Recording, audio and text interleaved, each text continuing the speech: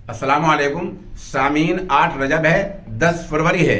हम आपको बतला दें कि आज उत्तर प्रदेश की 58 सीटों पर चुनाव हो रहे हैं। ये असेंबली के चुनाव हो रहे हैं। आपको बतला दें कि 2017 में यानी आज से 5 साल पहले जो चुनाव हुए थे, तो आज जो 58 सीटों पर हो रहे हैं, इन 58 सीटों में से 53 पर बीजेपी का कब्जा था। लेकिन इस बार मुस्लिम जाट और सिख समाज के और बहुत से दलित पसमानदा तबकात इकट्ठे हो गए हैं, तो कयास ये किया जा रहा है कि हालात उलट भी सकते हैं। दूसरे एक मुजफ्फरनगर से खबर आ रही है कि वहाँ के इस्लामिया इंटर कॉलेज में वहाँ 1 घंटा वोट ताखिर से शुरू हुई है। उधर शामली की डीएम मोहतरमा जसजीत कौर ने कहा है कि एक मशीन की खराबी की खबर आई थी और उसको फौरी तौर पर बदल दिया गया है।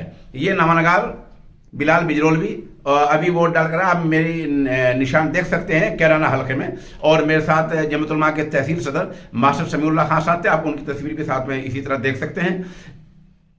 इस तरह आज जो माहौल देखा गया है, इस कदर वहां खातीन थी, लंबी कतार लगी हुई थी कि साफ अंदाजा हो रहा था कि लोगों का वोट किस तरह रहा है और लोग किस तरह वोट के तई बेदार हो गई हैं। मीडिया के नुमाइंदों ने आज भी बिला वजह कुछ बुर्का पोश खातिन से ये नकल मकानी का पलायन का मुद्दा पूछा, तो उन्हें साफ कहा कि योगी जी गर्मी निकालने की बात कह रहे थे, हम तो नाहिद को जिताने आए हैं।